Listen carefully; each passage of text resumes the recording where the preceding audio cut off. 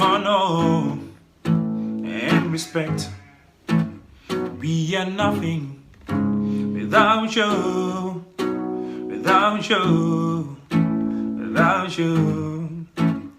We are all of a woman, of a woman, of a woman. We must learn to be kind to womankind. We must learn to be kind to the womankind. To all the children and adolescents, we must love and protect and nurture and inspire. We'll never hold you down anymore. You are the future, shine on bright, shine on bright, shine on bright. You are the future, shine on bright, shine on bright. Ah, yeah, no, no. We must learn to be kind to the womankind. We must learn to be kind to the womankind. Worked out.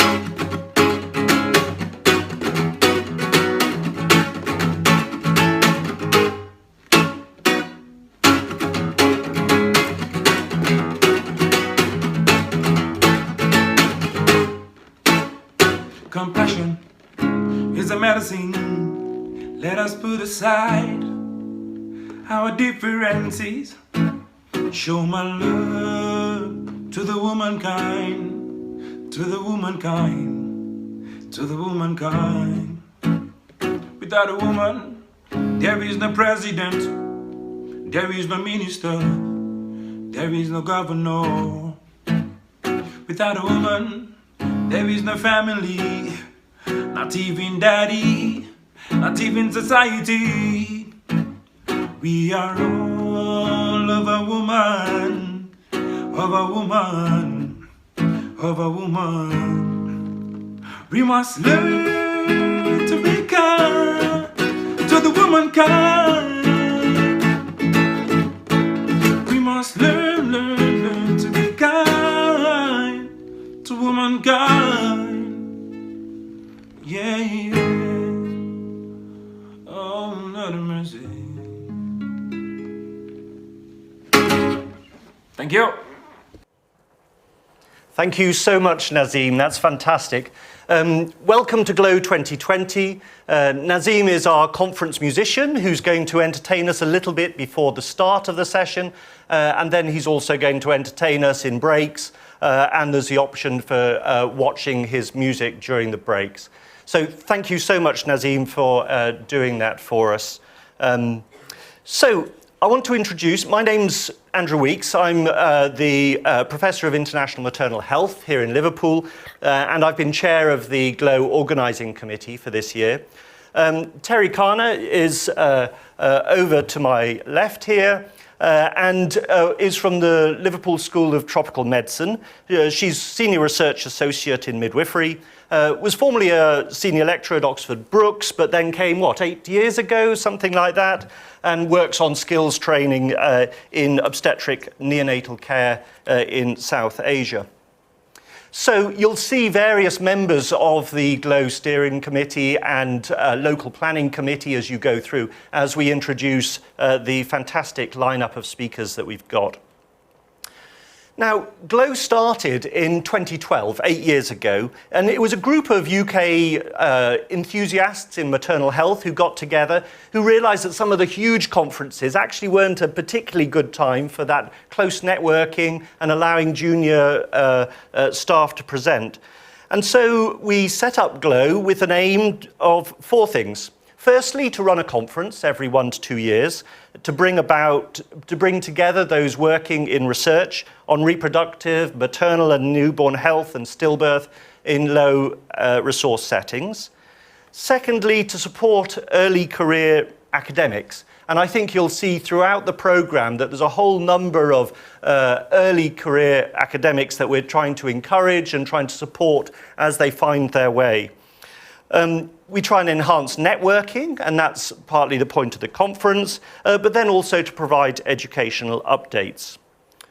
So when we agreed to host GLOW 2020 in Liverpool just over a year ago, of course we had no idea of what was going to befall us with the pandemic. And we had to make the very rapid change to an online program. And that's taken actually a huge amount of work. I guess many of us are starting to get used to it now. And I want to pay tribute to the local planning committee and to the steering committee nationally, but also SFL, who have been the conference production team who have worked so hard to try and get things right. Also thanks to the MRC and the Wellcome Trust, who we were originally going to have this as a paid conference, but thankfully MRC and Wellcome Trust came in and they agreed to make it free for all attendees. So thanks very much to them for their support. We've now got over 1,000 people registered from 60 countries. So, these are strange and difficult times, I think, aren't they? What we'd hoped to do, of course, was a face-to-face conference, and that helps with all the networking. And in a sense, we miss out on doing that by doing this as an online process. But we've tried to make as much of the conference as we can interactive, and I hope you'll find times at which we've done that throughout the program. But you'll be aware, of course, I think we've all known of bereavements, we've all known of family members, academic colleagues throughout the world, and we ourselves have had a colleague here, Abiola Ayanigba, who was a PhD student with us and who died recently from a pulmonary embolus. And I think we should take a few moments just to pay tribute to our friends, colleagues, family members, to pay tribute to them and all those who have died.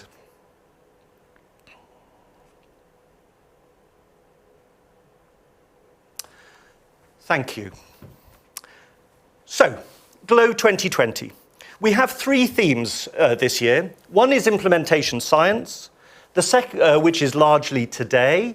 Respectful care is largely coming through tomorrow, but running through all 2 days is 2020, of course, is the year of the nurse and midwife, and so you'll see that theme running through both days.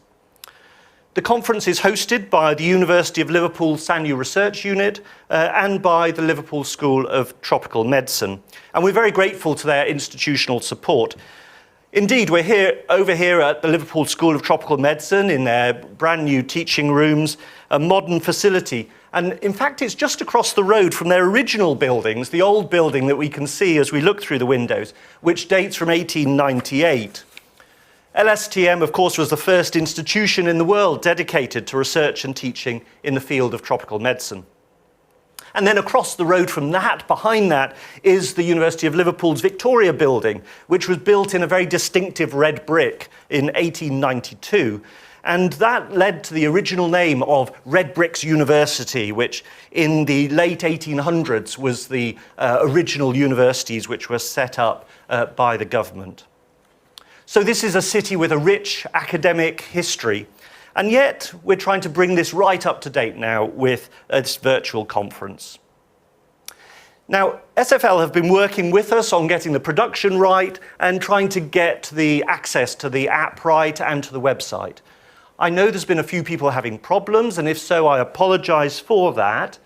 In fact, the best connection you can get is through a browser called Google Chrome.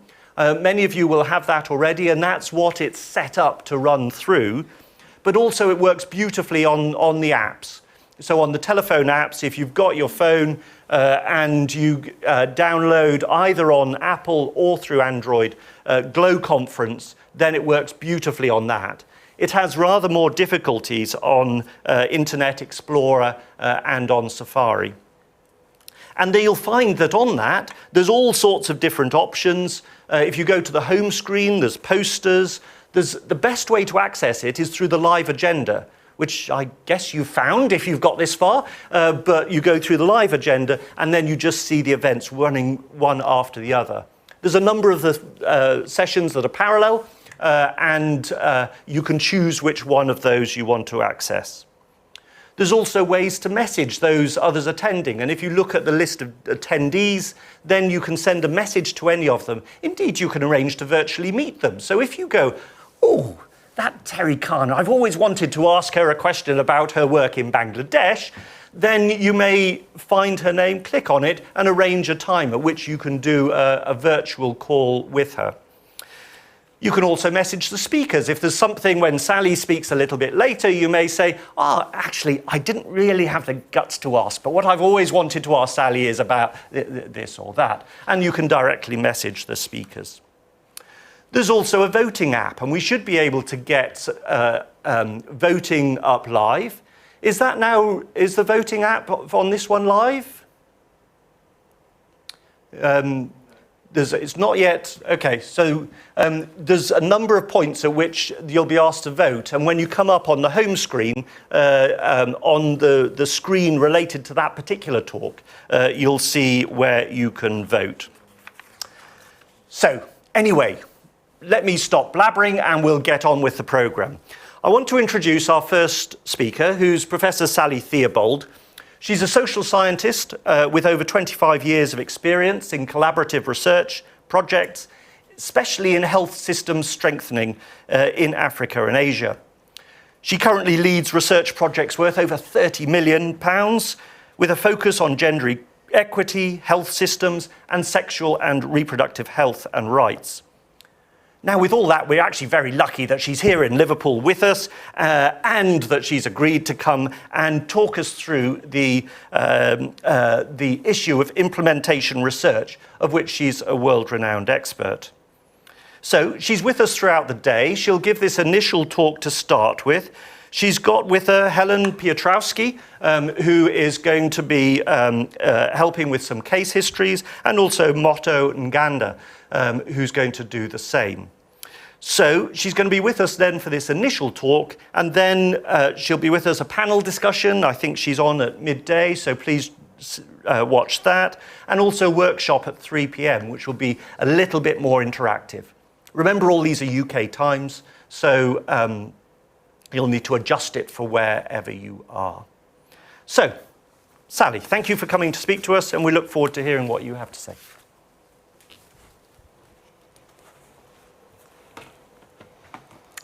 Morning, colleagues and GLOW family, and greetings and solidarity from Liverpool. And I want to start with a disclaimer in that I am not clinically trained, and I am also not an expert in maternal and newborn health. So Andrew explained my background. So my background is health systems, gender and equity. And I'm really privileged and delighted to be here with you today. In terms of maternal and newborn health, I do have 3 teenage daughters, all born in the Liverpool Women's, where Andrew is based. So what we're doing today is we're talking about implementation science or implementation research, the evidence base of how to get things done. And as Andrew said, I'm here with my colleagues, Helen Piotrowski and Motto Nganda. And I'm going to talk through examples and learning from different projects, and you can see them on the screen here. So ARISE is a GCRF, Global Challenges Research Fund project on accountability, health and well-being in growing informal urban settlements. And we work in partnership with colleagues in Sierra Leone, Kenya, Bangladesh and India. Countdown is where Helen and Motto work. You can see the logo with NTD in the middle. So that's the clue of Countdown. It focuses on neglected tropical diseases from a health systems and an equity perspective. And Helen and Motto will be providing an example of implementation research on female genital schistosomiasis. Not sure if you know what that is. You soon will. And it's something we're really keen to develop links with the maternal and newborn health community around. Redress focuses on implementation research to strengthen health systems to support people affected by severe stigmatizing skin diseases in Liberia. And finally, Rebuild for Resilience is a new program of work focusing on health systems strengthening in fragile and shock-prone contexts. So, what are we doing in implementation research? What are some of the challenges that we have? So we know there's multiple challenges in how to take proven interventions and implement them in the real world. Many affordable life-saving interventions exist, but how do we take them and implement them in a wide range of different health systems? Our failure to effectively implement interventions carries a price, and that's where implementation research has real potential. So what is this price? And if you look at these figures, which come from 2019, more than 295,000 deaths from complications related to pregnancy and childbirth, and 6.2 million children dying from diseases that are preventable or treatable. Those are 2019 figures. And as Andrew said, we're facing a global pandemic. Contexts change. And implementation research is very uniquely placed to be able to adapt and respond to changing contexts. So these are figures from a very worrying and distressing set of modelling from Robertson and al., published in The Lancet in May. And what they did was they modelled 3 scenarios for the impact of COVID-19 on maternal and child health interventions, with a reduction of interventions between 10 and 52%, and also modelling that the prevalence of wasting would increase between 10 and 50%. So they did 3 different models: best case, worst case, and middle scenario. And they showed that COVID-19 could present an increase of between 10 to 45% in under 5 child deaths, and between 8 to 39% increase in maternal deaths per month across the 118 countries that they included in this modelling.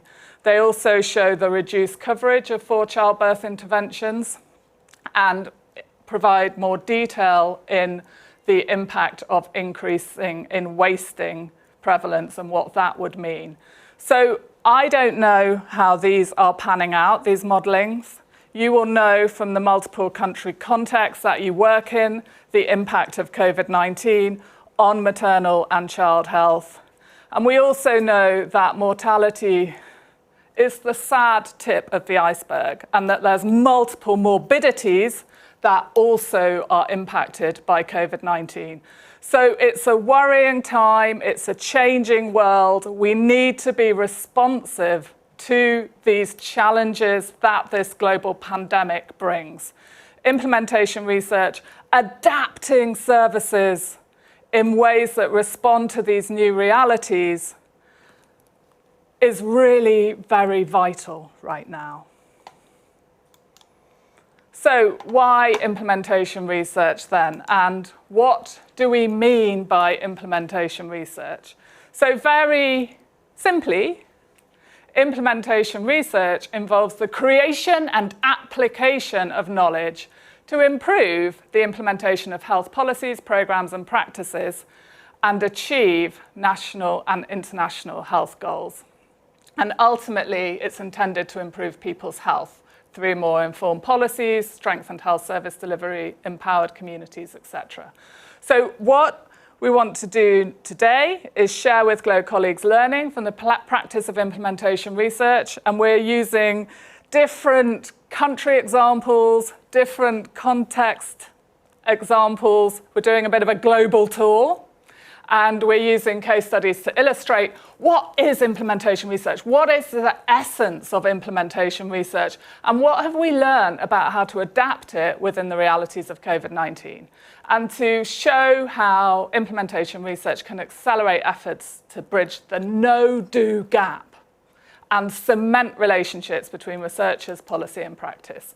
So I'm drawing some of the examples from this paper that we published in The Lancet 2 years ago, and I just want to acknowledge my co-authors and their institutions.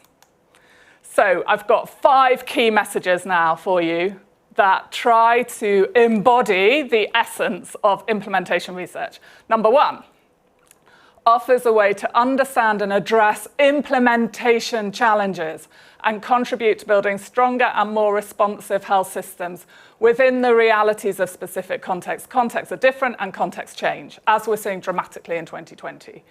Number 2, can lead to positive health outcomes, inform policy design, improve health management and service delivery, and support and empower communities and beneficiaries, and can be used to evaluate feasibility, adoption, acceptance, etc.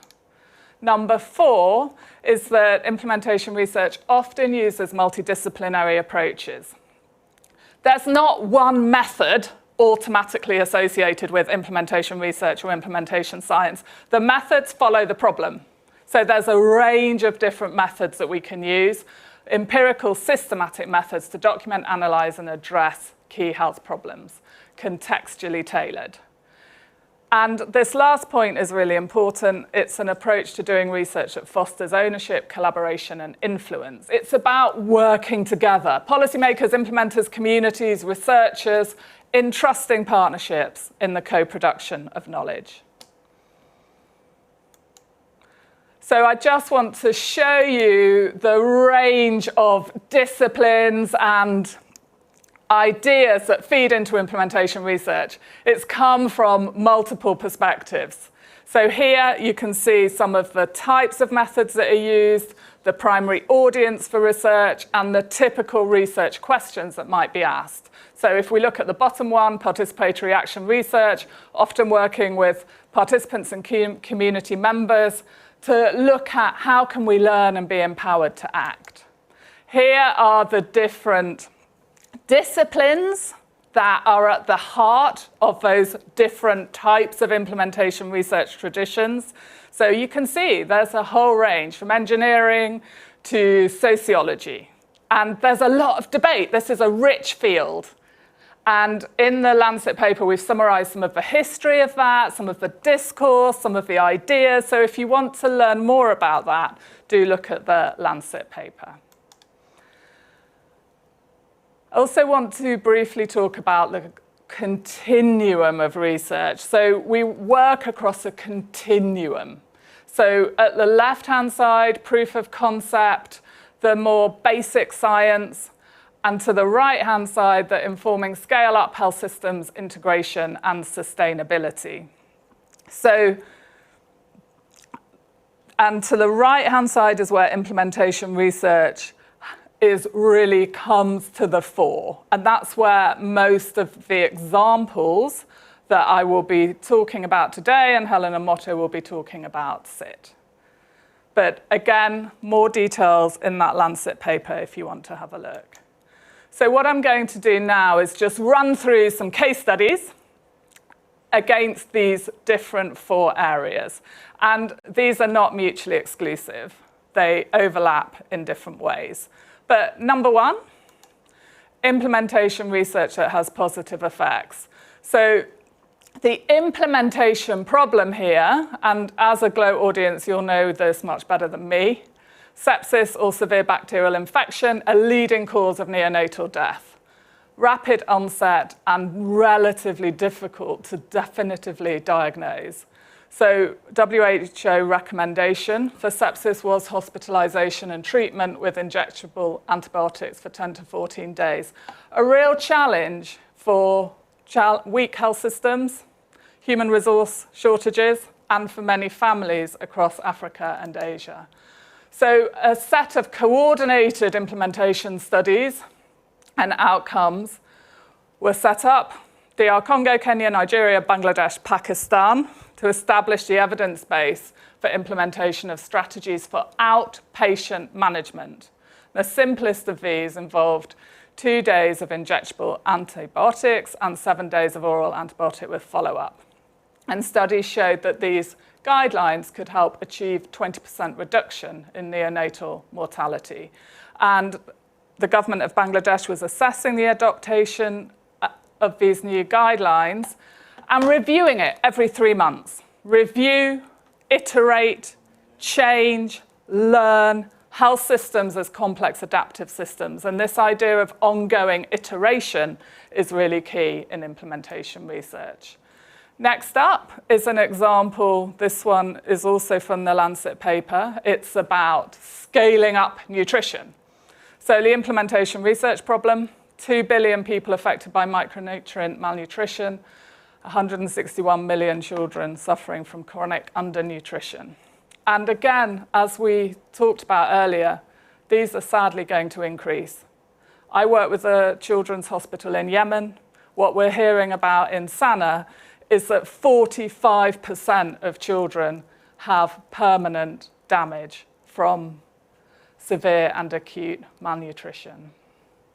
So implementation research process and findings here were how do we build and sustain multi-sectoral nutrition systems, again, across those 4 contexts. So again, learning across multiple cultural contexts and synthesizing learning. So the learning was strengthen human resources in the coordinating unit, create an implementation team, and that's something that's really key in implementation research, and ensuring that accurate information on bottlenecks is conveyed and acted upon.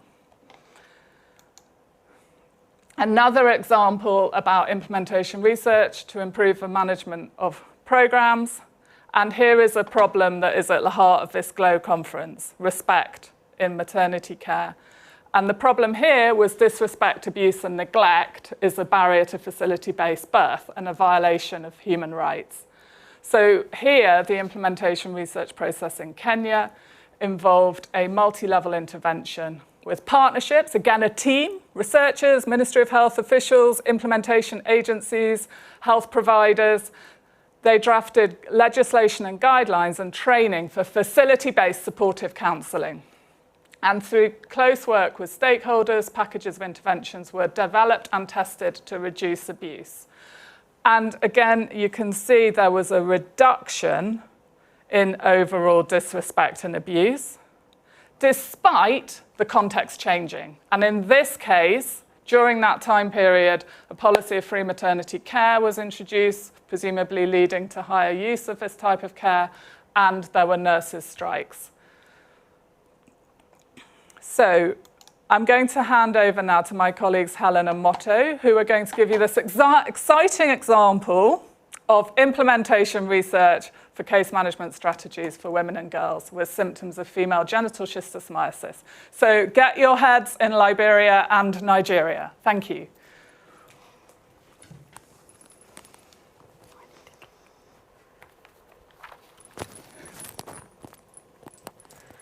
Hi, and thank you, Sally. As Sally said, Motto and I work for the Countdown Consortium, and we are based at the Liverpool School of Tropical Medicine. Countdown is a 7-year project that works with partners in West and Central Africa to support health system strengthening and neglected tropical disease programmes. Currently, we're working with our partners in Nigeria and Liberia on 2 projects on female genital schistosomiasis, and we are delighted to have the opportunity to highlight this important work with you. Schistosomiasis is a neglected tropical disease which affects an estimated 240 million people, over 95% of whom live in sub-Saharan Africa. It is caused by a waterborne parasite. Female genital schistosomiasis, or FGS for short, is a chronic infection with schistosomiasis and is one of the most neglected gynecological conditions. It is caused when eggs from the parasite get trapped in genital tissue, causing inflammation and damage, resulting in the main symptoms of vaginal discharge, bleeding after sex, genital itching, and pelvic pain. However, it remains largely unknown by communities, health professionals, and the academic community. Gender relations, occupations, and other cultural and social factors affect accessibility and acceptability of treatments of all neglected tropical diseases. Using this example of genital schistosomiasis, which affects both men and women, we can see from this infographic that the disease affects men and women differently. There are both biological reasons for this, as well as social and environmental. Some research highlights that for women, this may mean increased risk of STIs or HIV, cervical cancer, subfertility, and potentially low birth weights. They are also more likely to be stigmatised, as the symptoms are often misdiagnosed or assumed to be sexually transmitted infection, and this can be a barrier to seeking care for symptoms. Women may also have potentially increased risk of exposure to schistosomasis due to increased interaction with water for social roles such as washing and collecting water. And interaction with infected water in endemic communities is often unavoidable.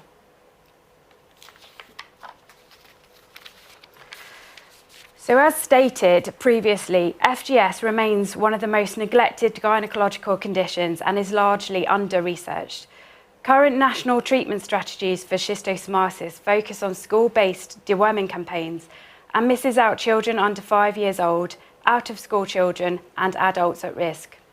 And whilst WHO, the World Health Organization, does advise girls and women with urogenital symptoms and exposure to fresh water in endemic communities to be considered for FGS diagnosis and treatment, there are currently no established interventions in primary healthcare to facilitate this. The World Health Organization has also advocated for the inclusion of pregnant women in their second and third trimester, but due to the complexity and lack of clarity in this area, not all national programmes have been keen to incorporate this due to perceived fears around adverse events, meaning that pregnant women are not always followed up, even after pregnancy. Diagnosis for FGS is inadequate, and all diagnostic methods have their own challenges. The World Health Organization Pocket Atlas aids diagnosis through visual examination using an enhanced camera, but this requires specialist training and equipment which is not available in all contexts and may have direct cost implications for patients. There are also challenges with treatment too. So while praziquantel kills the adult worm and stops disease progression, it does not reverse lesions that have already been caused. More so, praziquantel is usually only available once a year when it's provided free to endemic communities for health campaigns and is not readily available from health facilities after the community-based campaign.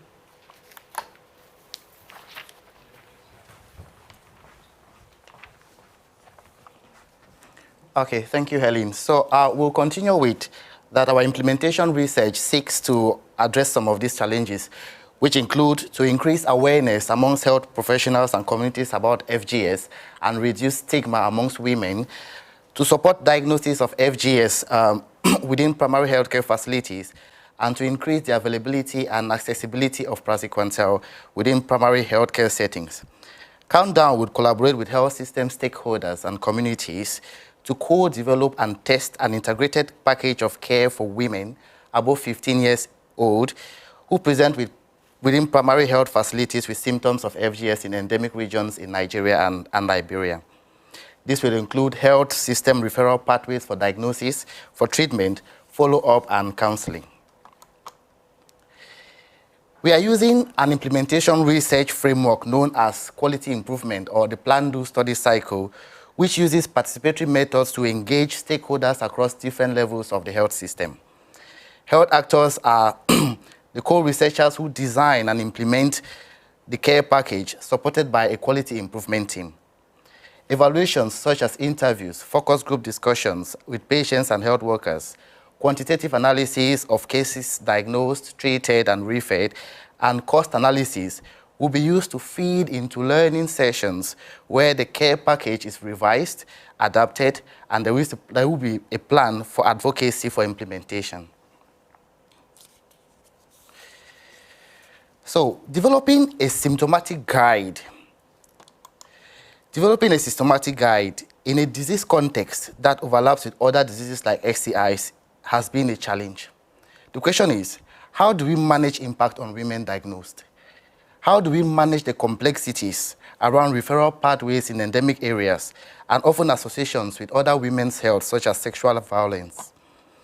A neglected and under-researched topic such as female genital schistosomiasis engages everyone to want to do everything at the same time. So there is huge potential to increase scope of research. And how do we maintain integration at primary care and avoid kind of over-medicalization of the care pathway. Like in the case of most research, we have limited time and funds to attain our objectives, while being flexible to context and building trust and relationships with our partners. This is heightened by the COVID-19, which has caused delays and reduced time to attain our objectives. To mitigate against COVID-19, we used remote platforms and virtual meetings to continue dialogue with our partners. The research management strategies have also enabled us to resume face-to-face meetings while respecting health and safety policies with support from the LSTM.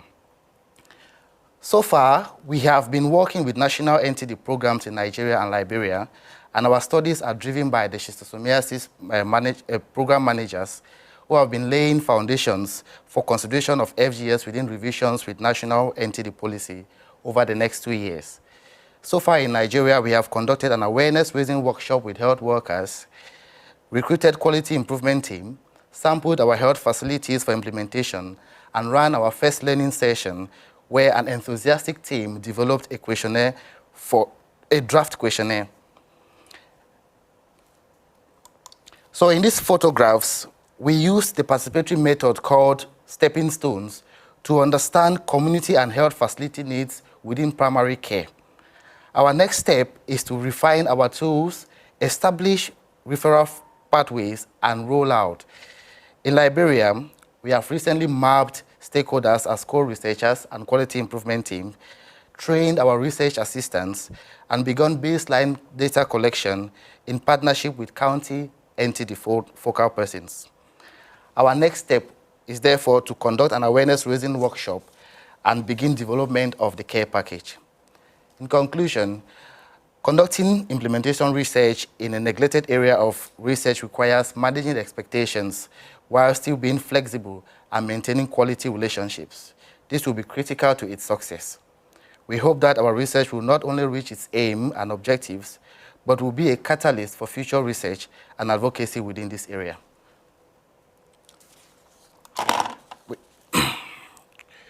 We also wish to acknowledge our partners and our funders. Thank you very much. Thank you very much to Helen and Motto, and really clear and strong example, highlighting many of those key essential elements of implementation research that I discussed earlier. So partnership, co-production, an implementation research team, together with program officials, Ministry of Health, clinicians, a whole range of different people, using a range of different methods, questionnaires, stepping stones, and reviewing and iterating as they move forward to address this really important and neglected issue. So please do read and learn more about female genital schistosomiasis. Thank you. So there's lots of references there. I had female genital schistosomiasis. I grew up in Malawi. I struggled with subfertility. It wasn't recognized for a long time, despite working in Liverpool School of Tropical Medicine. So please think about that as an issue. Okay, so moving onwards to the last categorization, implementation research, empowering communities and beneficiaries. And here I want to give you an example from our ARISE program. So ARISE, if you remember, focuses on health, accountability and well-being in informal urban settlements, also known colloquially as slums, growing massively globally. And what we're looking at, our vision then, is to catalyse a step change for improving accountability and promoting well-being and health. And in ARISE, we conceptualise accountability as a two-way relationship, including both citizen voice, strategies to strengthen, promote, amplify citizen voice, as well as strategies to demand state answerability to the needs and the realities of people living in informal settlements. And COVID-19, as we've seen globally and is particularly true in informal urban settlements, is acting as an amplifier of inequities and vulnerabilities. And what we're seeing in informal settlements is real hunger, people really struggling with hunger in lockdown, in quarantine, as they lose their jobs, rise in sexual and gender-based violence and mental distress, challenges with accessing healthcare services, including maternal health care. And in ARISE, we have a participatory action research cycle at the heart, so not dissimilar to the quality improvement cycle Motto and Helen have outlined earlier. And we're in the exploratory phase, understanding issues in order to develop relevant interventions to promote accountability. We just had all our ethics all lined up when COVID-19 hit. And so we're in the process, we are adapting our exploratory phase to COVID-19 context, which is different in the different countries and settlements that we work in. Here's our website. I just wanted to show you some of the films, blogs, resources on how COVID-19 is playing out in informal settlements across Kenya, Sierra Leone, Bangladesh, India, and some of the initial findings from participatory action research. So, as I said, we're adapting our exploratory part of the cycle to the realities of COVID-19 to inform the development of interventions with embedded monitoring, evaluation and learning. So we have a COVID case study, and that's split into 4 different areas: governance and accountability, health and well-being, policy and governance landscapes, and social inequality. So just to give you an example of a health systems question, how has COVID-19 changed the ways in which urban marginalised people interact with health systems, including continuity of services? We also have a responsive fund where different partners can apply for resources.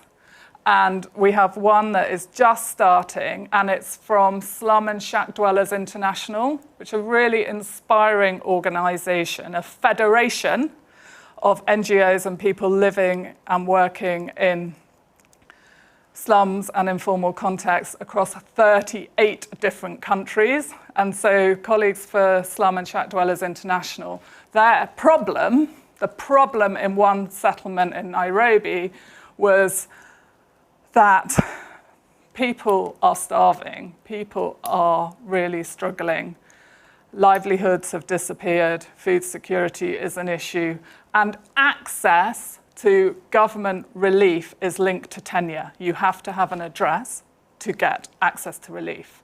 So the approach here is to go through participatory approaches, participatory mapping, to register addresses. I have an address, I count. I am able to begin the process of accessing services. So an address to provide a basis for eligibility for food support, together with ongoing monitoring and evaluation and learning and adaptation. So a concrete example for you.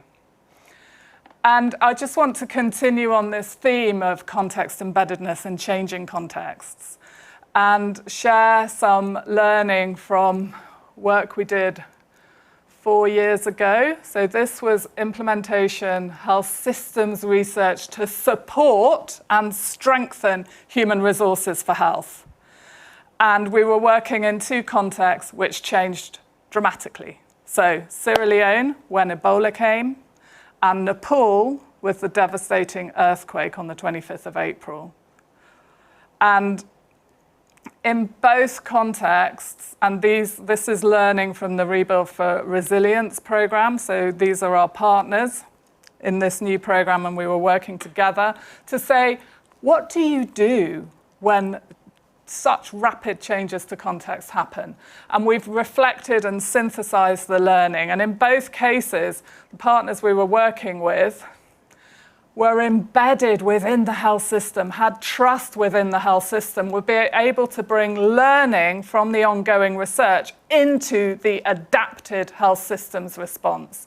So embeddedness and trust, being responsive, being timely, reliability, proactivity, and also thinking critically about our own position and positionality and reflexivity, thinking critically about our role in research, and negotiating ethical dilemmas. What do you do when you have research ongoing? You have an ethical clearance in place with a different protocol that you've had to adapt, and the need to have responsiveness to ethics committees. And I think we're seeing ethics committees being really responsive in COVID-19, which I'm really pleased about. So implementation research, there's trade-offs. There's trade-offs. Trade-off between generalizable knowledge and context-specific problem solving, but also lots of examples of context-specific implementation research happening in multiple contexts and then drawing learning across them to support and build generalizable knowledge.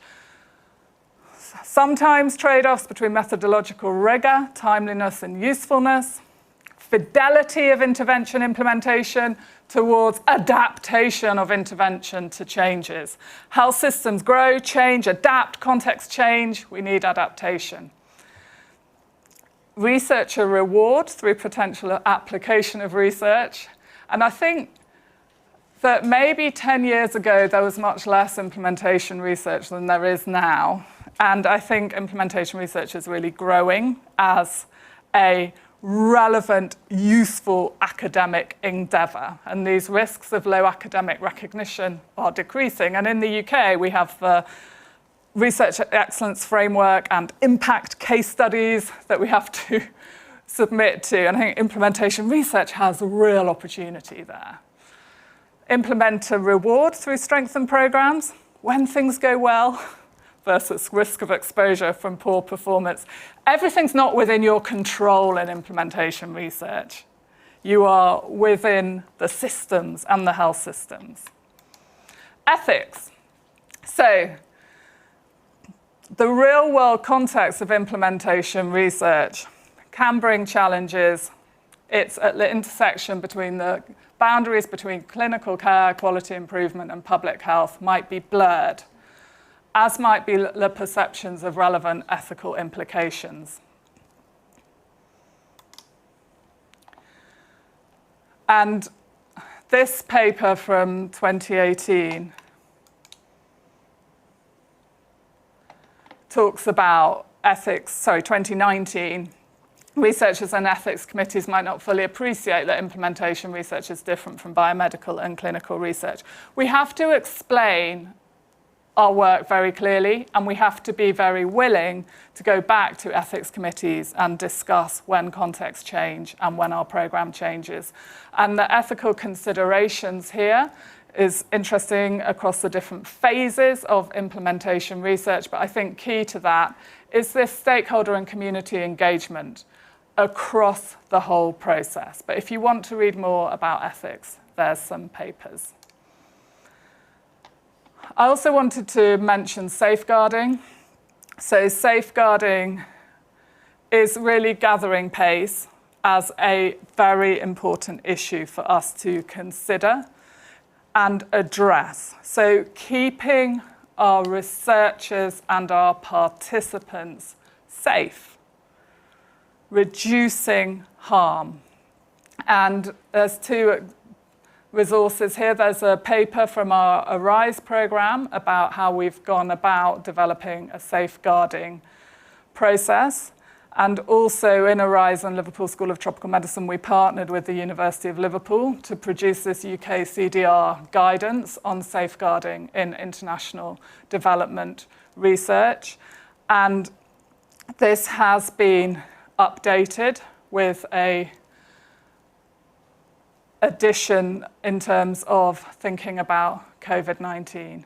But I think with ethics and safeguarding, we need, as implementation researchers, to think critically and have points where we are considering ethics and safeguarding issues. This isn't a case of, got my ethics check sorted, got my safeguarding policy, check, sorted.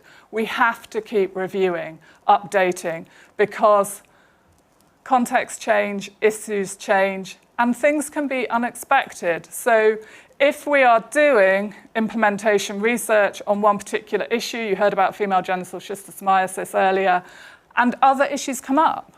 So maybe a woman is being exposed to ongoing sexual and gender-based violence. What do you do in a context where there might not be somewhere to refer her to, especially in the context of COVID-19? We need to keep these issues at the forefront and keep problem solving them within our implementation research teams. I wanted to show you an example of, this is our redress program of work. So if you remember severe stigmatizing skin diseases in Liberia, this is our theory of change. So theories of change can be really helpful in guiding projects. So you can see our outcomes on the outside. So number 3, sustainable scale up of recommendations for quality, effective and equitable interventions. So at the heart of that is focusing on scaling up recommendations. We're taking a health systems approach. We're trying to work, and we're working directly with the Ministry of Health in Liberia, with the NTD programs, but also with other parts of the ministry. And it's a health systems approach. We're working in thematic areas. As you can see in the middle, health financing, human resources, patient engagement and person-centered approaches. So trying to strengthen the health system as a whole, trying to build health systems responsiveness, which also responds to the safeguarding issues of, we're working with people with severe disabilities often. What happens when they express violence? They express mental distress. How can we support and build the health system as a whole? And I thought it would be helpful to think a little bit about gender and other axes of inequity. We know gendered power relations and how they play out, shape maternal and reproductive and sexual and health outcomes across the world. And I just wanted to share a resource on gender and implementation research here, which gives you tools and case studies on how we can incorporate gender analysis into health systems implementation research, into content, into process, and into outcomes. So thinking about and addressing gender and other axes of inequity is important. And we've got respectful care as a key theme here in the GLOW conference. And I thought it would be good to think very briefly about disability, gender, and maternal health, and really put it out there as an area where I think we need further action. So around 12.5% of the total population of Uganda are living with one form of disability. And I've just put together some quotes here from 2 completely different contexts. So the first 2 quotes are from Uganda, and the last quote is from India. And I'll just give you 10 seconds to scan the quotes. But what they're showing us is that disability and gender intertwine to bring real challenges to women, people living with disabilities, in accessing quality and respectful care. This is an area where I think there could be really exciting implementation research, bringing together implementation research teams to put in place strategies to support respectful care. I wanted to show you some additional resources from the Special Programme for Research and Training in Tropical Diseases at the World Health Organization, toolkits, massive open online courses. There's a lot of resources at your disposal to take forward implementation research. So to conclude then, implementation research can be used for a wide range of topics. We've looked at a wide range of topics. We've done a bit of a global tour. Can be used at different scales of problems. It uses a range of methods and can focus on a range of health outcomes. Context is critical. Context change, context-embedded implementation research done in trusting partnerships in implementation research teams has real potential. Implementation research can be used to improve health outcomes, inform policies, strengthen management and service delivery, and empower communities and beneficiaries. Dissemination alone is not sufficient. Implementation research is about supporting, building, trusting partnerships. So I think my job was to try and do a call to action to try and inspire you about the potential for implementation research in global health, seize the opportunity to bridge the no-do gap for health impact, and forge new and deeper partnerships to solve implementation challenges. And as Andrew said, this is an opportunity for networking. Be proactive, use the app, build new communities, learn from each other, and seize the opportunity to bring change in critical maternal and child health within today's context of a global pandemic. And I just want to thank everyone, thank donors and colleagues and research partners and co-researchers. And there's some references too. Thank you very much. Fantastic. Thank you so much, Sally. That's great. Am I allowed to take chair's prerogative? And Joe, we've got a couple of minutes for questions, but I come from a traditional randomised trial perspective, I guess, and I'm fascinated at the interface between randomised trials and implementation research, because we've in randomised trials always been have problems that we don't do generalisable research. And yet, the problem of bias creeps into the implementation. The thing that we've been desperate to do is to avoid bias, and yet I see your continuum of research, and it seems to stretch right back even before things are proven. I'm going, hey, hang on, that's our territory of randomised trials. How do you know that you're not going to get bias creeping into it, and therefore actually introducing something which may be not a good treatment, but you think it is because you put in a big program around it and it seems to work, and then everybody takes up this new drug or this new treatment, when actually it's not the treatment which is effective, but the organizational structural change around it. How do you deal with that interface? Okay, so when I showed the spectrum, I just wanted us to focus in that research is a spectrum, and implementation research is much more at that. Health systems, scale up, efficiency of an intervention we are confident on. Okay. So up at the other end, it was, if you read the small text, it's often, implementation research is not relevant at this point. Right. I think we have to, equipoise is important, right? We have to have a confidence in a technology. But we also need to, or an intervention, we have to review and adapt and iterate. As a social scientist, I look at the idea of bias differently. I say, is in an implementation research team, let's think about our different perspectives we're bringing to the table. And that's the strength and that's the power of an implementation research team that might have the Schistosomasis control director in Nigeria, as well as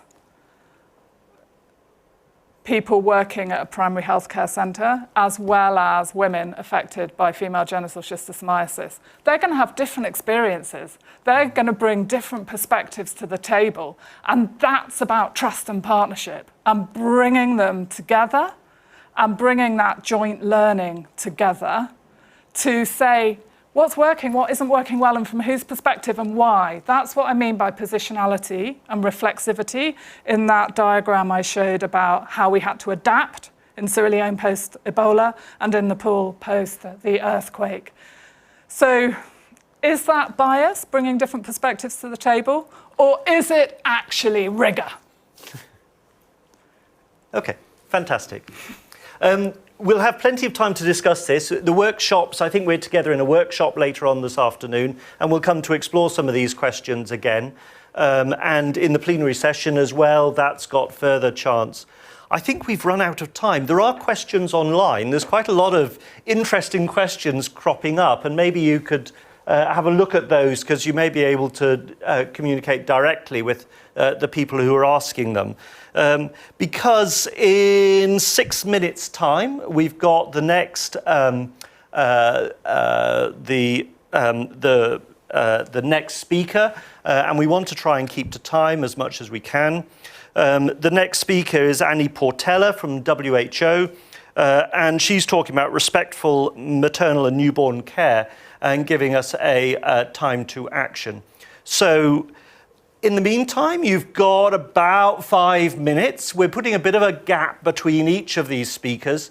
And the aim is that you'll see if you go up to, I think on your app, it's up there somewhere. You'll see there's posters to look at. We've got over 100 posters.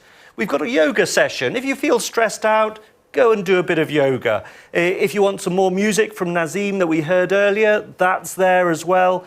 There's also, we've got something called soapboxes, which are a 3-minute rant at the camera, which we've asked people to do. So you'll see that through another section of the app as well. So enjoy yourself over the next 5 minutes. Go and get yourself a drink, glass of water, come back 5 minutes, and we'll see you then for Annie Portella on respectful care. Thank you very much.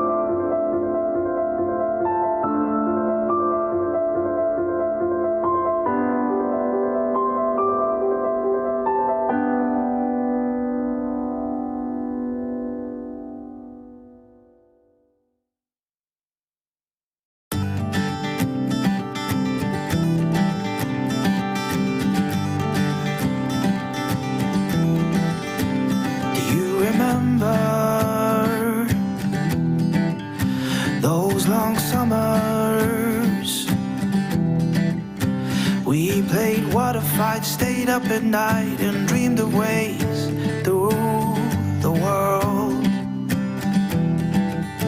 I still remember the first time I kissed you, the look on your face as I grazed your lips with my lips. Our worlds collided. Those were the days when everything was possible. Our dreams were alive. We had a fire inside. Those were the days.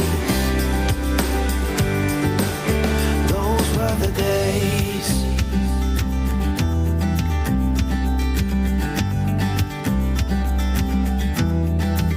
I'll always remember that cold night you told me we're not two, but we're gonna be three. In 8 months we'll be a family. Those were the days when everything was possible. Our dreams were alive. We had a fire inside. Those were the days.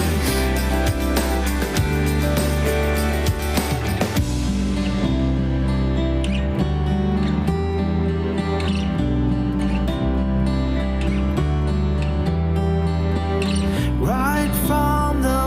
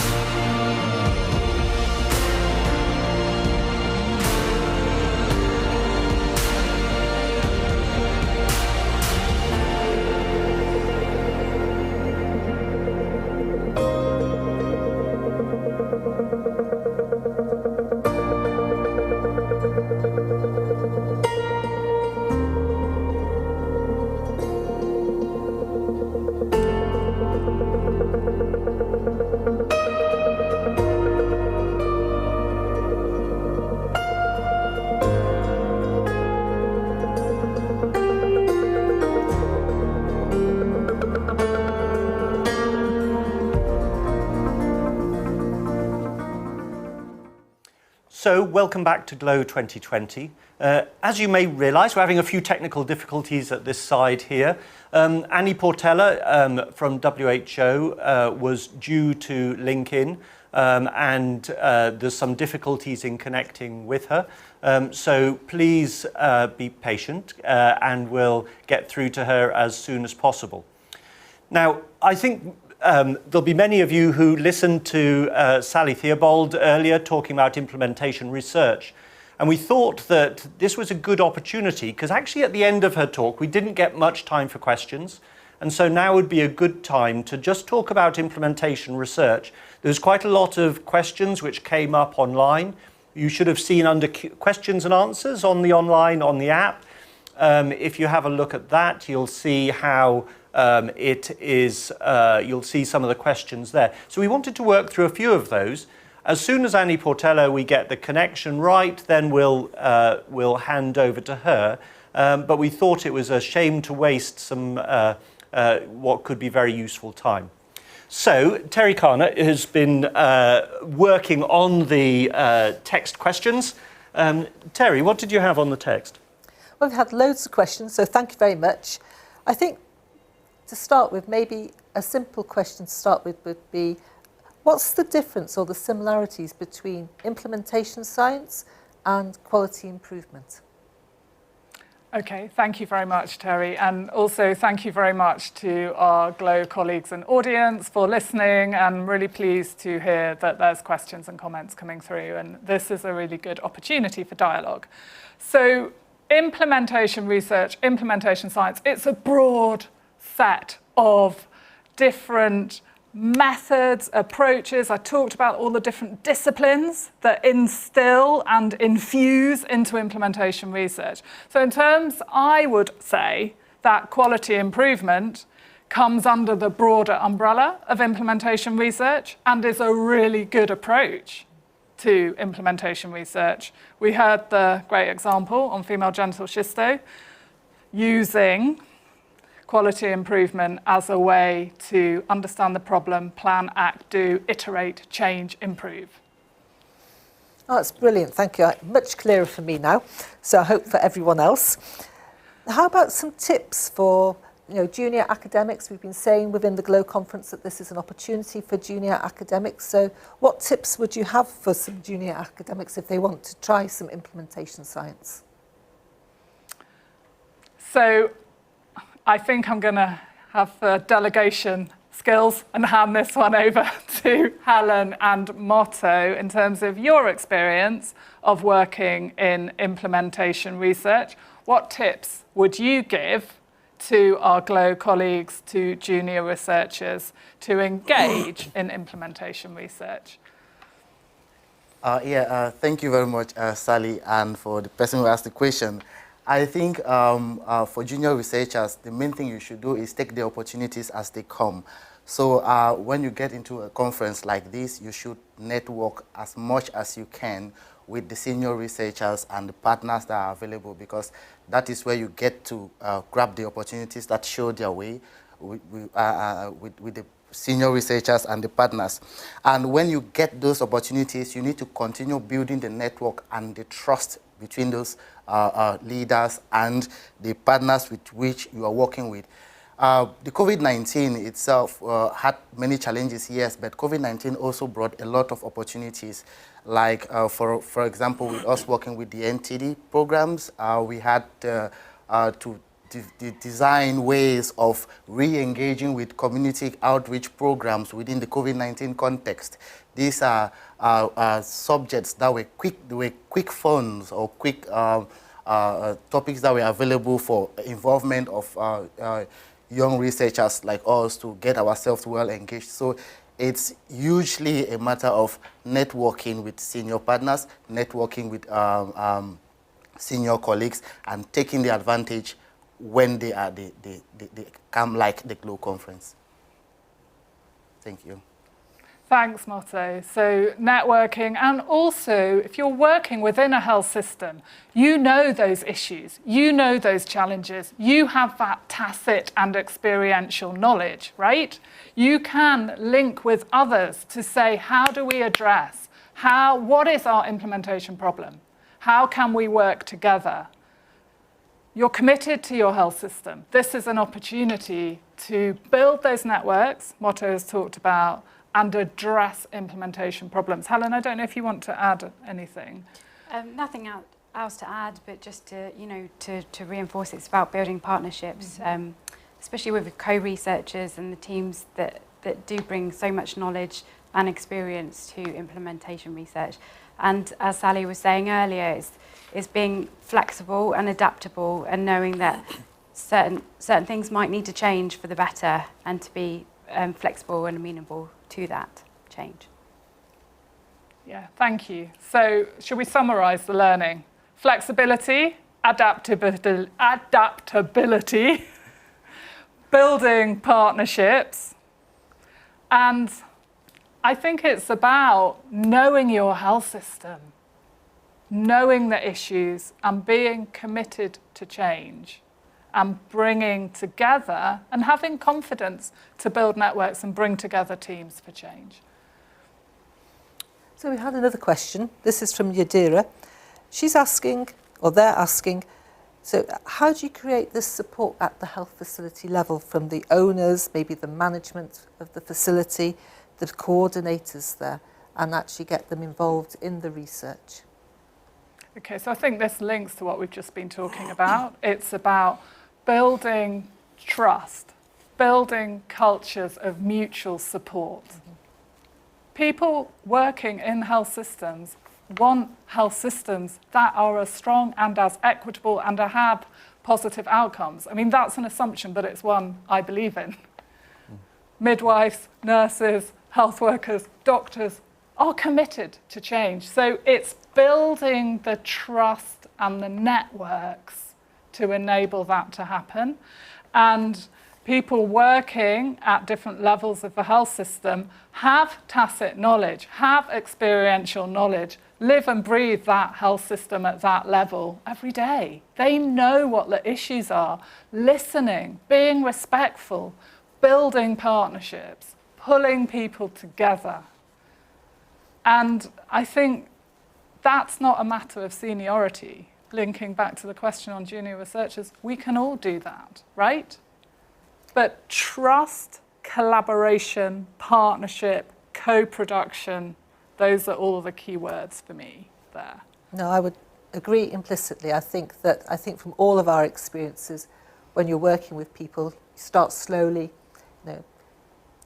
maybe let people lead and just, drop in ideas, see how they plan out. Yeah. Yeah. So that idea of iteration, so that's what we saw with the sepsis example in Bangladesh, right? Reviewing every 3 months, seeing what happens. That's what we saw with the respectful care example in Kenya. Review, and review within the context of change, of a nurses' strike, of free maternal health care. That's what we're doing in Arise. We're reviewing. We have embedded MEL. Oh, that's brilliant, thank you. So had another question here, really about, can you share examples of capacity strengthening initiatives to enable all stakeholders to effectively participate in this process that we've been talking about? And this has come from Wendy Graham in London. Yeah, it's a great question. And capacity strengthening, I know we've got ML debates on a panel talking about that later. And I think in an implementation research team, we all bring different skills, knowledge, disciplines, experience to the table. And again, I think respect and co-learning and strategies and methods to bring those out are really important. But again, I'm going to delegate, Motto and Helen. Could you give some examples from the female genital schisto work around capacity strengthening and working with diverse communities? Yeah. So what I was thinking about is the methods that we use within our workshops. So Countdown always use participatory research methods to break down those barriers and make sure that there's participation from everybody. As Ellie said, people bring different knowledge, whether that's experiential or academic. And with our initial workshops in Nigeria, we had 2 days when we had different stakeholders attend, which included people from the frontline health facilities, so health extension workers, health educators, midwives, nurses.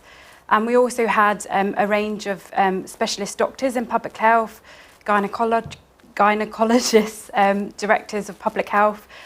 So we used a method called stepping stones, which kind of breaks down those barriers because it gets the opportunity for everybody to contribute their knowledge to how they could move forward and take actions within the research. Okay. Thanks. Motto, anything to add in terms of capacity strengthening, networks, methods, approaches? It's just kind of going in line with what Helen said. I think that I'll just take maybe one example of where you have the chief midwife in a health facility. She was able to bring down or to bring to the table what are the challenges that women within her community or women that speak to her or that she sees often actually face in the context of symptoms and syndromes that they present at the facility. And then at the level of the district, the administrative unit, we have the district head who will be able to tell us about the challenges he will face concerning supply or managing staff, or how many staff has to go to which facility and so on. And so it is bringing this together on the same table that the midwife will understand that, okay, yeah, I can only deal with 3 or 4 staff from the district level to be able to manage women's health, and how do I get to manage that with the number of women I have, and who do I get into the community to help.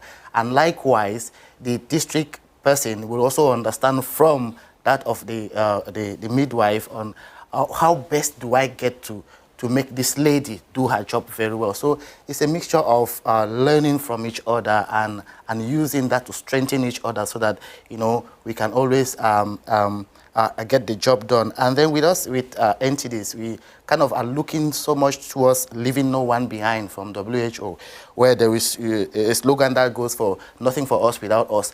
And so you have to really use the people also who are affected by what you are working on to be able to really understand the basis or what they are going through, for you to be able to implement what they think can actually help them.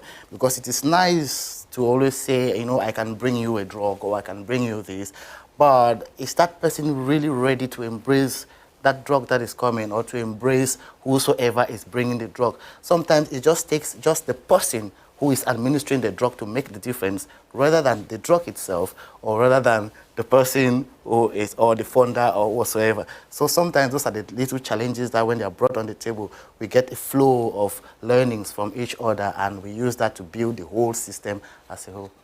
Thank you. Oh, thank you. I've got a question, because I think maybe I do this in my own work a lot, and one of the problems, or one of the situations I encounter is, how do you actually give voice to the more junior staff at a health facility? Because it's very hierarchical often, health, and we have different cadres, and often it is the stronger voices, the more senior voices that we hear initially. So when you have your workshops, how do you actually bring out the voices of maybe the nurse who is working in the outpatients department, or the midwife on the antenatal ward, who may have something that really to offer, but is either a bit inhibited because she's in front of her senior colleagues, or she's a bit timid. So I just wondered, when you have your stakeholder meetings, these big 2-day, 3-day workshops, how you actually get all these voices? So on the workshops in Nigeria, we did actually, on the first day, we had more medical doctors and public health specialists and secondary care specialists. And that they were on the second day actually, and on the first day we had frontline health facility workers. You still see dynamics between, and especially if the matron's there, you might not want to speak up, but I think participatory methods is a really good way to break down those barriers. So smaller groups, and it's the skills of the facilitators as much as anything to recognise that somebody might not be contributing. Think of ways that they might like to contribute, such as post-it notes. Are they more happy to write it down rather than vocally say it?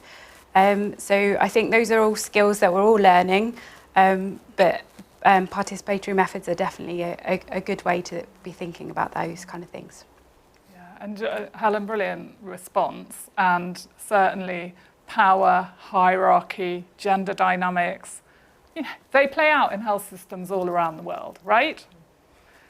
And it's being aware and mindful of those, thinking of different strategies to enable people to feel able to share their experiences. And I think those examples within the health system are really good ones. I think we also need to think, how do we bring the voices and perspectives of affected communities, right? And again, there's a whole range of different methods. Participatory research to hear the voices and experiences, questionnaires, interviews, life histories. So understanding the perspectives of people attending maternal health services, people with symptoms of female genital schistosomiasis, making sure they are brought to the table in implementation research. Sometimes we can bring patients, affected communities to be part of the implementation research team. That's really powerful. Yeah. Other times we can find ways to bring their perspectives through presenting research, through presenting testimonies, and other Countdown-linked work has been working with people affected by NTDs as part of the implementation team. So it's a brilliant reflection in terms of power, hierarchy, inequities, gender, disability, other areas will all interface with that. So we need to think about that within the health system, but we absolutely need to include the users, the communities, their views, their experiences, their knowledge. Thank you for that, Hatso, because it's one of the questions that we've been asked about how we actually involve the community and participants. And I think, and from listening to you talk, the power, or I wondered what the power of these testimonies from the users had on the actual health workers. Have you had any examples about how it really made them maybe rethink their work or how they interacted with the users? I can talk about another project that's within Countdown that we're actually now scaling up, but very much it was about having co-researchers from the local government level, from the state level, working in mass administration of medicines, that campaigns that give into endemic communities. Different methods were used, such as social mapping and transit walks, where you engage with community leaders and you find out more about communities. But having co-researchers who were part of the implementation team and sort of like swapped their hats and became co-researchers during that time has had a lasting impact. And so they're very much more participatory and understand kind of the lived experience and the rationale for why they're giving out these medicines, and the importance of engaging different community members and the role of community leaders. And so this is another project that we're looking at the moment. That's brilliant, thank you. Okay. Andrew? For those of you who've been waiting to hear Annie Portella from WHO talking about respectful care, in fact, we've had difficulty linking with her. And so we have got a link, but it's going to be a little bit later on. So to continue on with the theme of implementation research, in fact, we're going to show some posters with discussion. Now, this is a slightly new format for the GLOW conference. And what we have is a poster, but with somebody talking about their implementation research. And I think it'll fit in very nicely with this, because having had the background over what implementation research is about, this will now give us clear examples of what's going on and examples of them. If people want to talk about them, that's fine, but you need to text in your questions, and the person who's running the poster, who's giving the poster, their audio will be audible over the top of it, but hopefully they'll be able to answer you online as well. So, if you go to the app, you need to click on the next session. So if you click to leave this session and go instead to posters with discussion on implementation science. Posters with discussion on implementation science. And then Annie Portella will be at 12:50, which is the lunchtime session that we had. So she'll be available then. So apologies for the technical glitches that we've had. We've still got plenty of stuff to show you and to share with you. Thank you very much to Sally and Helen and Motto for sharing with us. And we'll be fascinated to go on now to hear those posters and hear what's going on in real life examples.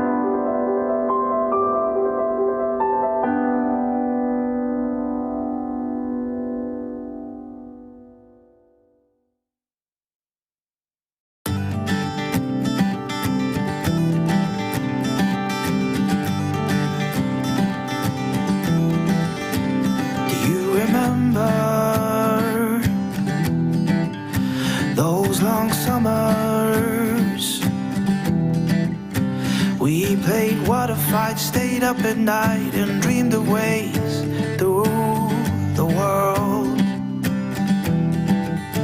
I still remember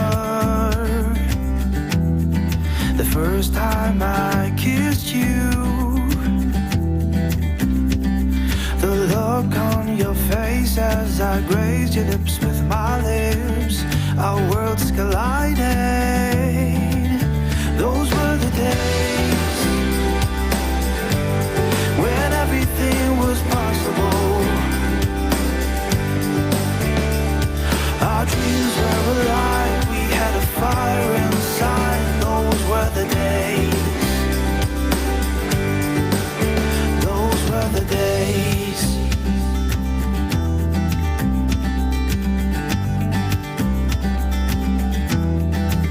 I'll always remember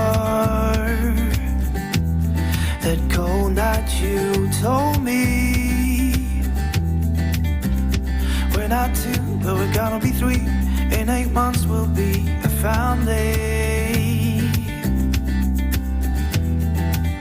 Those were the days when everything was possible. Our dreams were alive, we had a fire inside. Those were the days.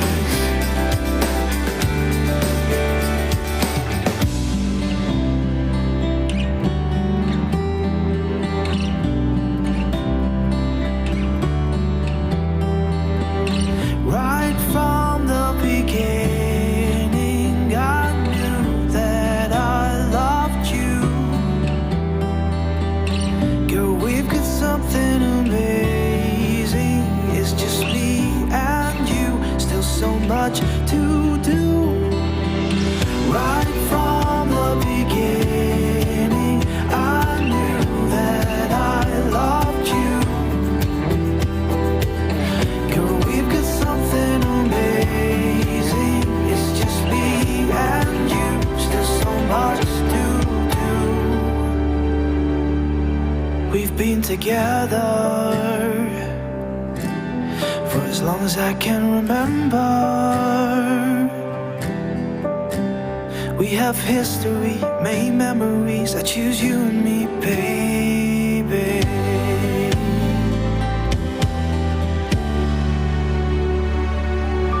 These are the days